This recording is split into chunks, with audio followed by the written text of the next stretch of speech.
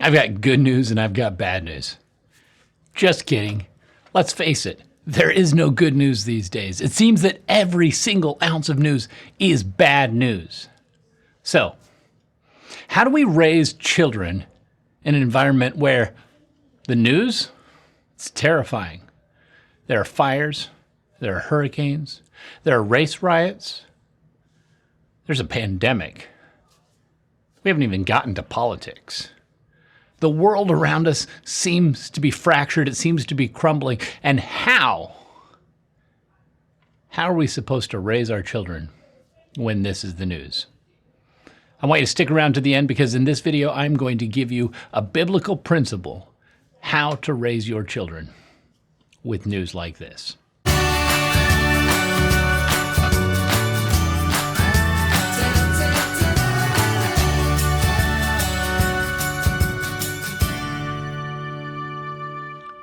First of all, the news is doom and gloom. I mean, let's be honest. The crazier the story, the worse the picture is, the better that's going to sell. And social media is no better. It seems that our feeds are just full of bad news. This doesn't mean bury your head in the sand, but do not let the news, don't let the media control your focus. Don't let it consume your thoughts and who you are. Psalm chapter 112, verse 7 is this beautiful thing that I stumbled across a couple weeks ago. And I've got to share it with you because as far as parenting, as far as discipling our kids, this makes sense to me. This is what we should be doing. This is how we should be raising our kids. They will have no fear of bad news. Their hearts are steadfast, trusting in the Lord. Here's the thing. It doesn't say that there will be no bad news. So we don't have fear of bad news. We don't have to live with that because we put our trust in the Lord. We are focusing on Him and the fact that He has already won the battle. So how do you raise kids with that as their worldview? How do you raise children to focus on that? Well, first of all, kids don't need to hear all of the news. They don't need to know all of these different terrible things going on. I mean, that's just going to be therapy bills down the road.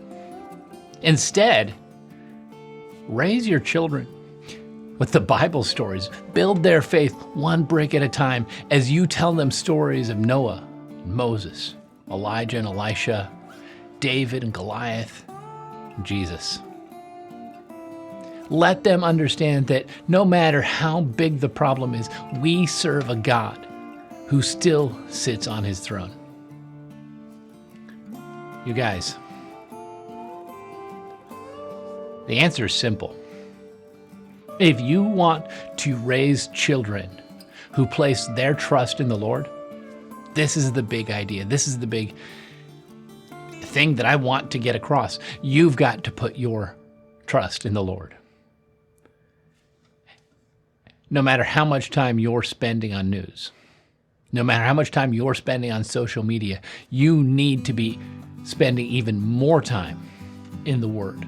You need to be spending more time in prayer because if you're going to put your trust in God instead of focusing on the bad news, that's going to take some commitment. That's going to be taking that time to anchor yourself in your relationship with Jesus Christ. I'm not saying shut the news off. I'm not saying cut out social media, though to be honest, that's not a bad plan. That's not bad at all. There are some huge pros to just cutting those things out of your life. It's not like you live in a cave and you're going to somehow miss what's happening in the world around us.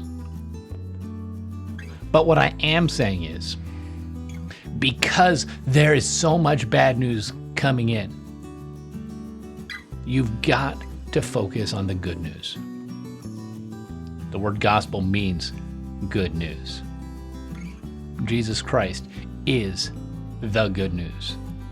So, if you want to raise your kids so that they can, instead of fearing the bad news, put their trust in the Lord, It's easy. Put your trust in the Lord.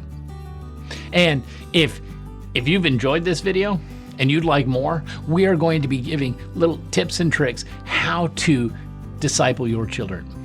You guys, I believe Jesus is coming soon, and I believe this is the time for us to really focus on how do we disciple our children? How do we raise up young disciples who are not only looking forward to the second coming, but they are advancing God's kingdom? So, if you would like to be a part of what we're doing here on Disciple Parenting, I invite you. Click subscribe. Feel free to comment, feel free to share, because we've got to work together as parents, as pastors, as churches, as schools.